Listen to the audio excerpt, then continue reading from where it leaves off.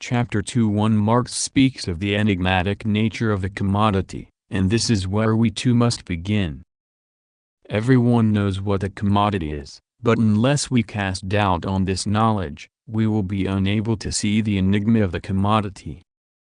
For example, in contrast to those orthodox Marxists who wave around copies of Capital, the literary critic Kobayashi Hideo once wrote, Marxism tells us that the commodity dominates the world. But when Marxism as a design comes to be established in one's brain, it itself has become a commodity, an imposing and elegant commodity. In turn, this transformation into a commodity has the power to force us to forget the banal fact that to humans, the world is dominated by the commodity. Evidently, the commodity in Marx has this sort of magical force. At precisely the moment one presupposes the commodity as an external object, it disappears. What is there is not the form of the commodity, but a mere thing, or indeed a human desire. It goes without saying that a mere thing is not a commodity, but is it desire that transforms a thing into a commodity? In fact, humans have desire precisely because it takes the commodity form. Children begin to be attached to a toy that they had previously disregarded only when another child wants it. The child's desire does not transform the toy into an object of value, rather, it is precisely because the toy has value that it incites desire. Thus, whether considered from the perspective of the thing or the perspective of desire, the commodity is incapable of understanding what it is that makes a commodity. For instance, language is neither a set of physical phonemes, nor something that simply expresses concepts. Conversely, it is precisely because we have language that these exist. So, what makes language into language? We must turn this same question towards the commodity.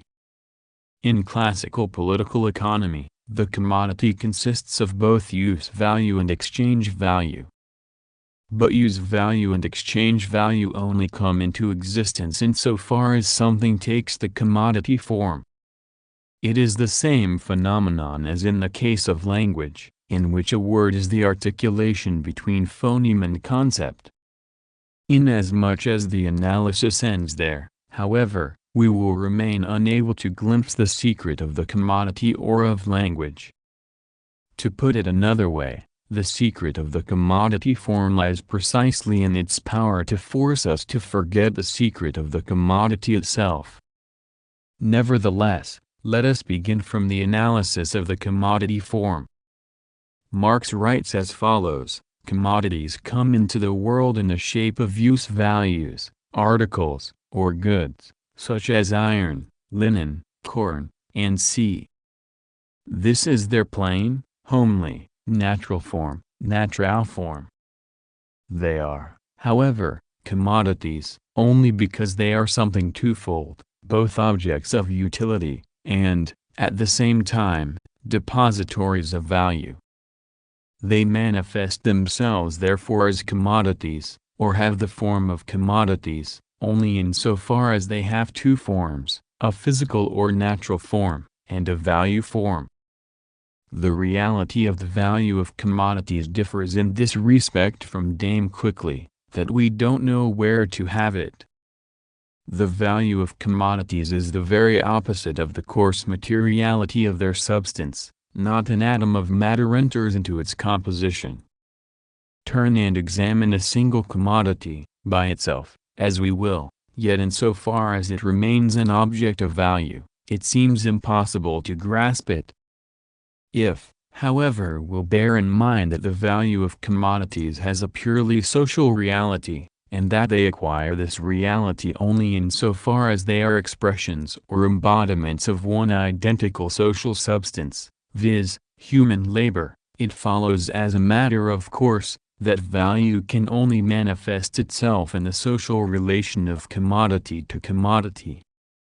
What Marx refers to as commodity fetishism is nothing more than the situation in which the natural form, that is, the physical object, carries with it the value form.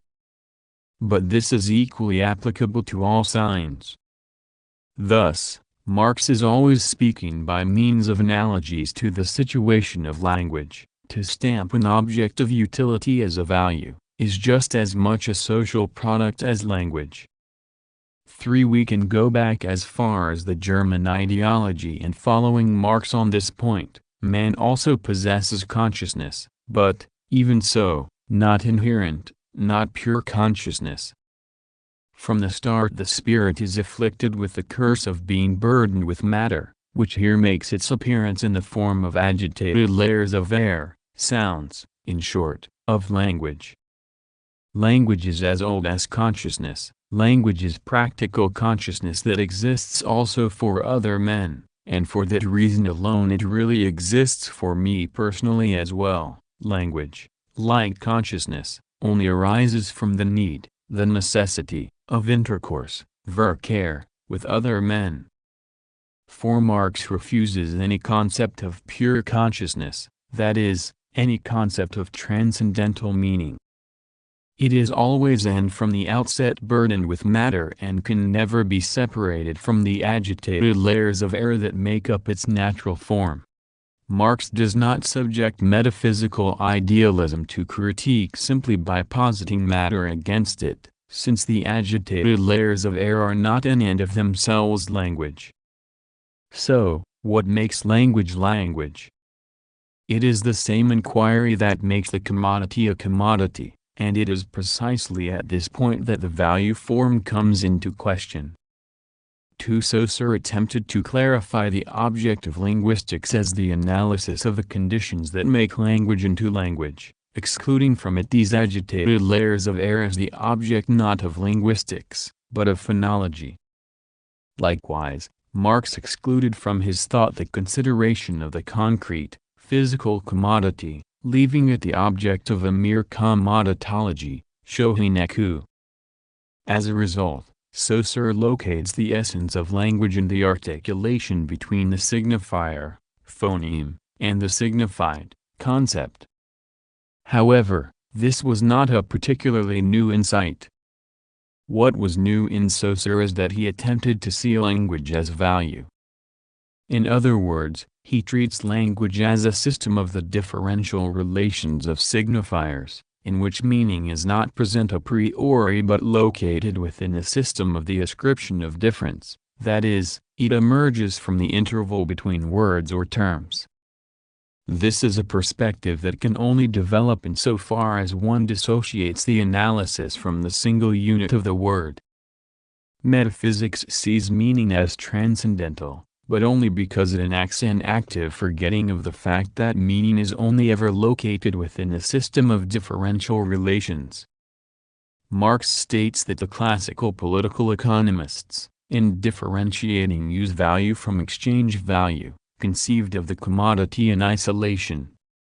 But these differentiations emerge from the fact that the commodity is the value form, a differential relation. Marx corrects himself on this point as follows: when, at the beginning of this chapter, we said, in common parlance, that a commodity is both a use value and an exchange value, we were, accurately speaking, wrong. A commodity is a use value or object of utility, and a value.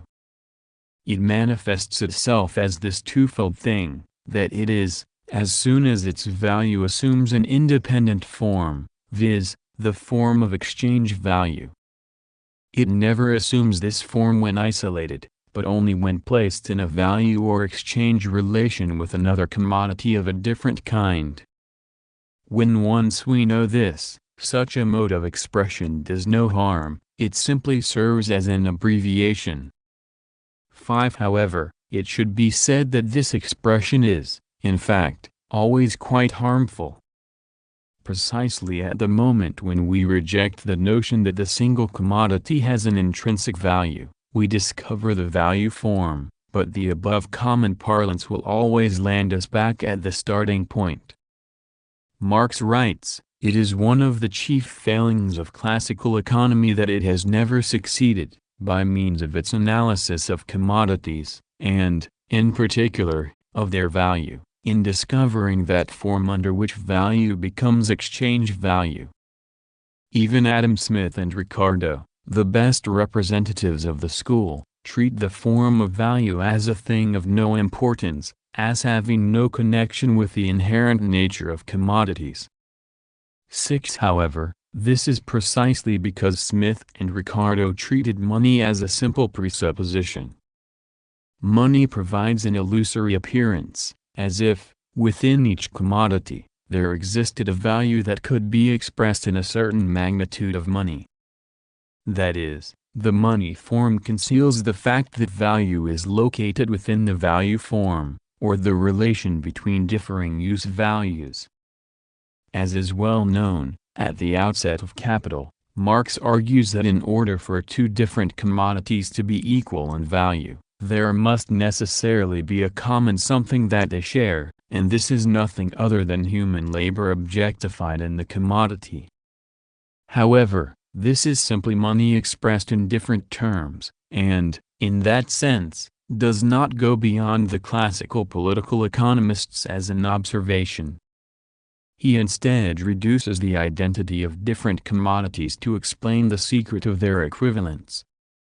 But this identity is realized by means of money. It is precisely the money form that conceals the value form. Thus, when he inquires into the origins of the money form, Marx discards these notions of equivalence and commonality, because they appear within the concealment of the value form. First, Marx explicates the elementary or accidental form of value as follows: X commodity A equals Y commodity B, or X commodity A is worth Y commodity B. 20 yards of linen equals 1 coat, or 20 yards of linen are worth 1 coat. 7. In the above example, when the linen expresses its value in the coat, Marx states that the linen is in the relative form of value, while the coat is in the equivalent form.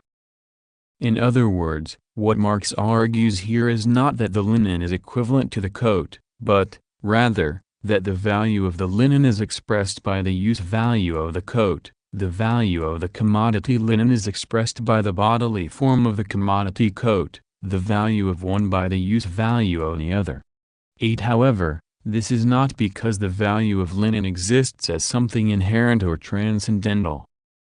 Rather, simply because the linen and the coat have two differing use values, value appears from the relation between them. This relation itself is the value form, that is, the articulation of the relative form of value and the equivalent form of value. The relative form and the equivalent form are two intimately connected, mutually dependent and inseparable elements of the expression of value, but, at the same time, are mutually exclusive, antagonistic extremes, i.e., poles of the same expression. 9. If we align this insight with Saussure, the relative form of value plays the role of the signified, while the equivalent form plays the role of the signifier, and the value form, as their articulation, constitutes the sign. Considered in terms of Marx's example, the coat as use value is the signifier. 3. Marx then takes up what he calls the expanded form of value, z com. A equals u com. B or equals v com. C or equals w com. D or equals com. E or equals nc. This is a chain of the relative relationships of all differing commodities to each, a chain without a center. It is what we might call a system of relation without a center. Marx describes this apparent defect as follows: in the first place, the relative expression of value is incomplete because the series representing it is interminable. The chain of which each equation of value is a link, is liable at any moment to be lengthened by each new kind of commodity that comes into existence and furnishes the material for a fresh expression of value. 10. Thus, Marx explicates the necessity of the appearance of one commodity that could act as the center of this chain, that is, the general form of value or the money form. But it must be said that this depiction remains inverted. This is because it is precisely the total or expanded form of value, that is this system of relation without a center, finally discovered when it decenters the general form of value or money form. Within linguistics, Saussure arrived at this same point, just as Levi Strauss did within anthropology. To say that this form is incomplete obviously stems from a teleological conception that sees the money form as a complete entity. Far from being incomplete, it is the primordial scene that we lose sight of within what is completed. Conversely to Marx's dialectical teleological depiction, we must persist with this vision he detected. This is because this vision is the sole means to suggest that something transcendental like essence or concept could only ever be inverted. It appears that Marx writes that the development from the elementary form of value to the money form is a logical necessity. We perceive, at first sight, the deficiencies of the elementary form of value. It is a mere germ, which must undergo a series of metamorphoses before it can ripen into the price form. The expression of the value of commodity A in terms of any other commodity B merely distinguishes the value from the use value of A, and therefore places A merely in a relation of exchange with a single different commodity, B, but it is still far from expressing A's qualitative identity and quantitative proportionality to all commodities. 11. But this elementary form of value is not merely something deficient that must ripen into a more complete form. All commodities are given existence by means of the qualitative identity and quantitative proportionality of the money form, the commodity that furnishes a center through which all other commodities can be placed into relation. But this is not simply present from the beginning. Consequently, the common something that must be present is merely the latent money form. The elementary form of value is often conflated with barter, and the expansion of the barter system is frequently seen as giving rise to the general form of value, or the money form. In fact, in Part 2, The Exchange Process, Marx himself suggests as much. It ought to go without saying, but if one takes this perspective, the meaning and importance of value form theory completely vanishes. The elementary form of value is disclosed insofar as it decenters money, the general equivalent, which conceals the value form itself. In the case of the total or expanded form of value, the relative form of value, the signified, and the equivalent form of value, the signifier, never take on a fixed relation. For instance, when we point out that the value of the linen is expressed by the use value of the coat, it does not matter at all if we switch the positions of the linen and the coat. In other words, there is no such thing as value but the differential relation of use values, or, more accurately, the play of difference itself, that is at the foundation. On this point, we can go back against Marx's own order of description and deal with the problems contained in the elementary and accidental form of value. Certainly, we cannot accomplish our task simply by decentering the money form. The problem is to clarify why and how this centering took place at all. In other words, when one commodity is centralized, it erases the relational play of the signifier, constructing an identity, and attributing to it a transcendental value. Nevertheless, we cannot allow ourselves to be satisfied, like the structuralists, by simply pointing instead to this system of relation without a center. Rather, what we should cast doubt on is the thought of systems and structures. For instance, even if money is decentered as a single commodity, the center remains within the system itself. That is, something systemic that makes it into a system remains in a latent sense. In the case of long as a system, There is no center like money, but the Platonic common sense that finds an inherent meaning, concept, in each language itself upholds a sort of unseen center, and it is precisely for this reason that Saussure puts forward a rejection to it, in the form of the system of relation without center. But Saussure never considered how it is that such a system emerges at all. On this point, the structuralists assume that it was the null or zero symbol that made a system a system. But this is precisely something transcendental. The structuralists did no more than reject the transcendental at the level of appearance. In this sense, structuralism is foreclosed into the binary of signifier and signified, or in another sense, culture and nature, it remains in the domain of metaphysics. Insofar as Marx thought within the binary of use, value and value, he remains trapped within the metaphysics of money. As we saw earlier, at the foundation is this voluntary relation between one use value, signifier, and another use value or signifier. The value form is a figurative or embodying language, so to speak.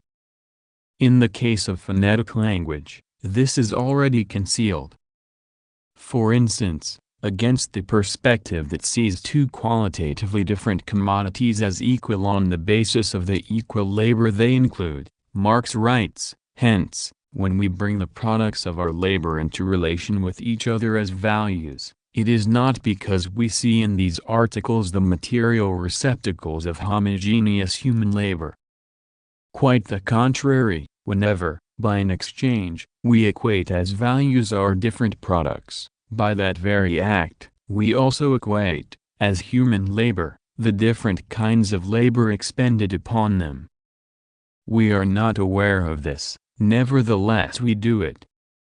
Value, therefore, does not stalk about with a label describing what it is. It is value, rather, that converts every product into a social hieroglyphic. Later on, we try to decipher the hieroglyphic, to get behind the secret of our own social products, for to stamp an object of utility as a value, is just as much a social product as language. The recent scientific discovery, that the products of labor, so far as they are values, are but material expressions of the human labor spent in their production, marks, indeed, an epoch in the history of the development of the human race, but, by no means, dissipates the mist through which the social character of labor appears to us to be an objective character of the products themselves. 12. When he says that we are not aware of this, nevertheless we do it, Marx is speaking of the unconscious in downright Freudian terms. Lacan emphasized that the unconscious is structured like a language. In the same way, the value form, under erasure within the form of money, is precisely what Marx referred to here as a hieroglyph. It is invisible within our consciousness, only its results are reflected. As Freud argued, to be conscious of something is to phonetically lingualize it. What we consciously cognize merely takes the form of money as phonetic script. Political economy begins from this consciousness. In other words, to say this is also to emphasize that political economy has always tacitly presupposed money. Insofar as every reflection or analysis, no matter how rigorous, is located within this always already formalized consciousness, its results are always mistaken for its causes. For example, when a neurotic is afraid of heights, we often say that he or she is afraid because of heights. But heights in and of themselves are not the cause of the neurotic's fear. In the same way, we equate two different products not because of the common objectified human labor within them, rather, it is merely the result of an entire series of things that are already concealed with regard to this consciousness. Thus, we cannot understand why Marx argues that his is the first attempt at a theory of the value form in the history of humanity without seeing it in this context. Indeed, it appears to be explicated dialectically, as if the contradiction between use value and exchange value is sublated in the money form. However, contradiction, and indeed the dialectic itself, are here merely rationalized in the aftermath of the becoming they have already attained. Philosophy is nothing more than a type of neurotic rationalization, foreclosed into consciousness as a result of the nexus of money and phonetic script. The concept of the unconscious is generally associated with Freud, but as is clear from the interpretation of dreams or studies on hysteria, Freud's interest lay in the fact that the unconscious existed as something linguistic. This seems at first to be a striking example of the genesis of hysterical symptoms through symbolization by means of verbal expression. 13. If we follow Lacan's critique, that psychoanalysis completely lost sight of this point, we can equally say that the same is true of Marx's theory of the value form. Here Marx, for the first time, puts forward a hieroglyphic mode typically concealed in the money form, preconscious, but later Marxism simply reduced this question to something philosophical. Marx here is precisely attempting to radically critique philosophy, including the dialectic itself. For when we consider value, we are forced to confront the following question: what is the basis that allows two qualitatively different things to be equal in value? This is not merely a question for political economy, but one that encompasses all problems posed by the concept of value in general. Have these genealogists of morality up to now ever remotely dreamed that, for example, the main moral concept guilt, descends from the very material concept of Schulden, debts? 14. Asks Nietzsche. He argues that the moralist, whether thinking the forms of the passions fragmentarily or systematically, exists within the discovery of the relation of credit and debt. What I hate about that man, Dostoevsky's famous protagonist states, is that he is kind to me despite the fact that I treated him horribly. This is exactly like the person who borrows money and does not pay it back, but nevertheless despises the lender. In other words, in Nietzsche's thought, the consciousness of sin is the sentiment of debt, and hatred manifests in its denial. However, what is crucial is that Nietzsche discovered the inversion that makes equivalent completely heterogeneous things at the base of this relation of credit and debt. For instance, the conception of equality among human beings essentially means the equivalence of qualitatively different people. We take this as something rather self-evident, or we reject it in the name of nature. But the advantage of Nietzsche's thought is that its point of departure is the fundamental question of what equivalence actually is, rather than to simply take a position in favor of either equality or inequality. In comparison with Nietzsche, thinkers like Rousseau or Ch2 merely place nature and society into an abstract opposition, eliding the more essential question. Throughout most of human history, punishment has not been meted out because the miscreant was held responsible for his act, therefore it was not assumed that the guilty party alone should be punished, but rather, as parents still punish their children, it was out of anger over some wrong that had been suffered, directed at the perpetrator, but this anger was held in check and modified by the idea that every injury has its equivalent which can be paid in compensation, if only through the pain of the person who injures. And where did this primeval, deeply rooted and perhaps now ineradicable idea gain its power, this idea of an equivalence between injury and pain? I have already let it out, in the contractual relationship between creditor and debtor, which is as old as the very conception of a legal subject and itself refers back to the basic forms of buying, selling, bartering, trade and traffic. 15. A parent who beats a child does so out of a violent sense of anger, but the parent will perhaps imagine that they do so out of a desire to discipline or educate. Similarly, although punishment emerges from anger directed against harm caused, It is also seen as an educational or corrective measure taken vis-à-vis the offender. This way of thinking is classically summarized by Hegel's perspective in the philosophy of right, because the offender in essence violates themselves by committing the offense. Punishment is merely a means of self-recovery or rehabilitation. At the foundation of this mode of thought there lies the notion that crime and punishment, or damage and suffering, are, in essence, equivalent. To what can we attribute this notion, that within all damage or harm caused there is something equivalent, this primeval, deeply rooted and perhaps now ineradicable idea?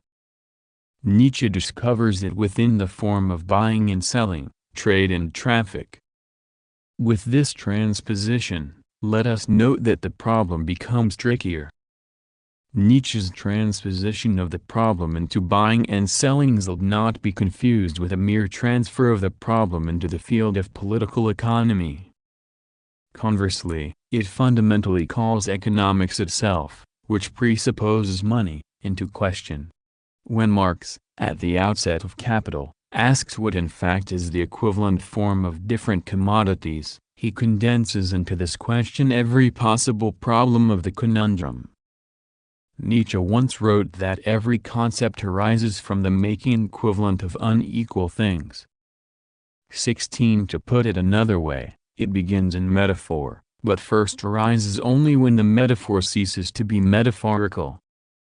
Thus, we cannot be misled by the division between economic concepts and ethical concepts. What is in question is the metaphysics that subtends every field of inquiry. 5. On Aristotle's understanding of value, Marx writes as follows: in the first place, Aristotle clearly enunciates that the money form of commodities is only the further development of the simple form of value, i.e., of the expression of the value of one commodity in some other commodity taken at random, for he says, 5 beds equals 1 house is not to be distinguished from 5 beds equals so much money. He further sees that the value relation which gives rise to this expression makes it necessary that the house should qualitatively be made the equal of the bed, and that, without such an equalization, these two clearly different things could not be compared with each other as commensurable quantities. Exchange, he says, cannot take place without equality, and equality not without commensurability.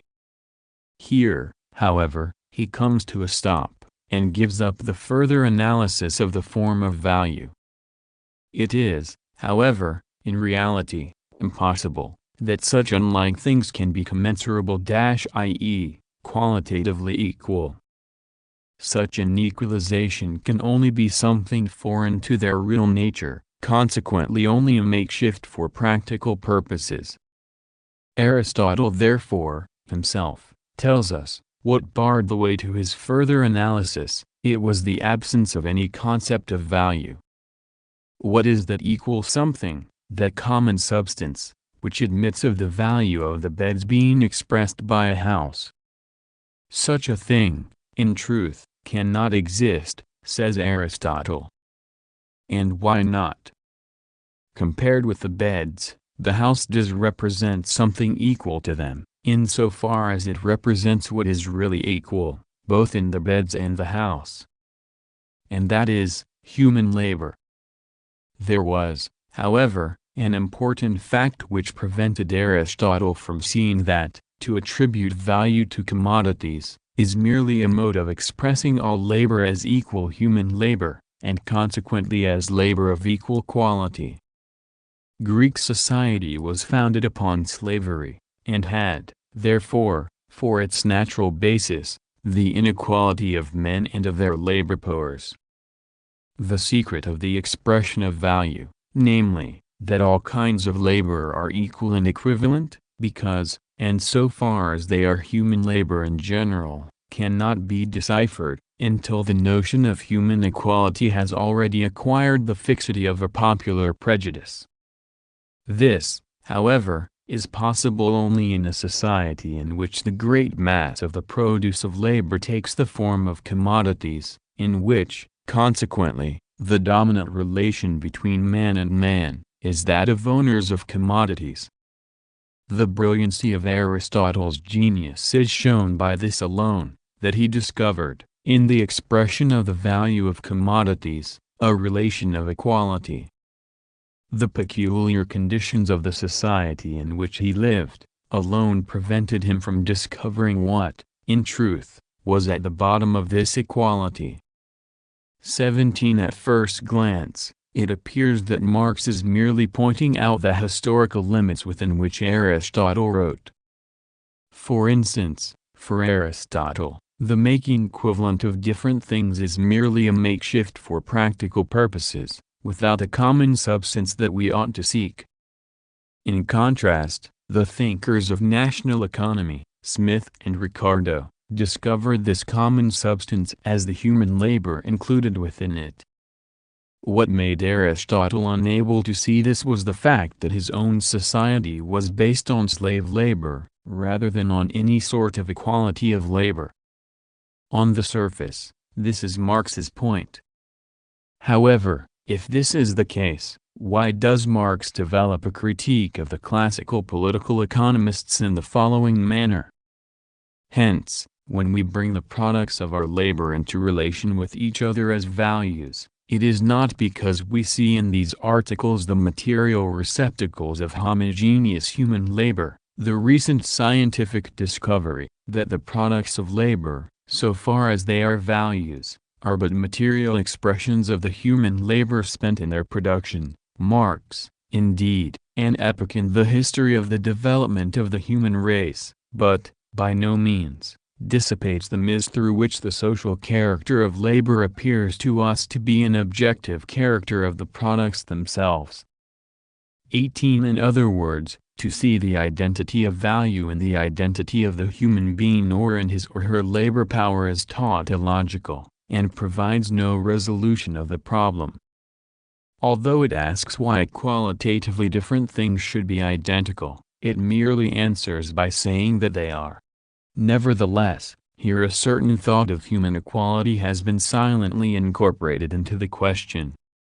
As we stated at the outset, this entire problem has its foundations in the question of human equality, so the crucial question of why and how qualitatively different things take on an equivalent form is merely bypassed, resulting in tautology. What we today call a world religion emerged against the backdrop of the ancient city, or to put it in other terms, what we might call ancient capitalism. Human equality is the product of a money economy, but the secret of money was not called into question. Rather, what is called into question are the foundations of this singularity called money, or God. Socialism, for instance, takes as its point of departure a thinking of the identical nature of human beings. It goes without saying that Marx undertook a total critique of this type of socialist idealism, but this is precisely because he uniquely possessed the specific insight into the question of value. Classical political economy saw a qualitatively homogeneous human labor as the source of how two qualitatively different use values could be equivalent. This is, in fact, a conception that presupposes the existence of the money form, treating money as immanent within each individual commodity. In other words, although in such a perspective it appears that each commodity first comes to possess a shared substance through the formation of money, in fact the belief was simply that each commodity did indeed possess this shared substance. This is exactly parallel to God in Christianity, who relates to every human individually, thus providing a structural proof of their equality. Marx criticizes Proudhon's conception of a socialism in which money would be eliminated, but commodities would remain. 19 In a sense, we can place this alongside Nietzsche's critique of a socialism in which God is eliminated, but the thought of equality remains. To negate money, to negate God, still means nothing at this stage, since from the earlier viewpoints, money is immanent in each commodity, just as God is immanent in each person. Once again, although they might try to be aware of it, Nevertheless, they are still doing it.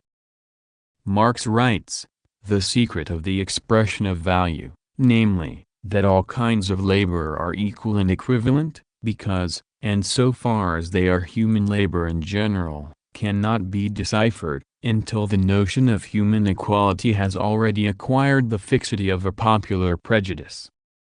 20 But Marx, of course, does not take human equality to be a sort of a priori truth, rather it is a concept that itself becomes possible only in a society in which the great mass of the produce of labor takes the form of commodities, in which, consequently, the dominant relation between man and man is that of owners of commodities. 21 In other words, homogeneous human labor is not something that is simply given from the outset, but, instead, something that appears precisely through the expansion of the monetary economy. Because the money economy existed only as an exterior portion of the society in which he lived, Aristotle could be skeptical as to the identity of qualitatively different things. He thought that in each single commodity, there existed no such thing as an immanent essential value. Yet he never doubted that behind each word lay a transcendental concept, idea. Metaphysics insists on meaning as transcendental idea, despite the fact that words exist only within differential relations. In this sense, the money form, and the modes of thought based on its presupposition, are metaphysical, and its critique is not confined to the sphere of economy, but becomes a more general critique of all metaphysics. Or perhaps it is more appropriate to say that the money form exists precisely at the foundation of metaphysics. It is for this reason that the question of the origins of the money form is so difficult, because the question itself is always falling into the metaphysical trap. And the dialectical mode of presentation in Marx is no exception. Chapter 3:1 Up until this point, we have investigated the various questions that surround the money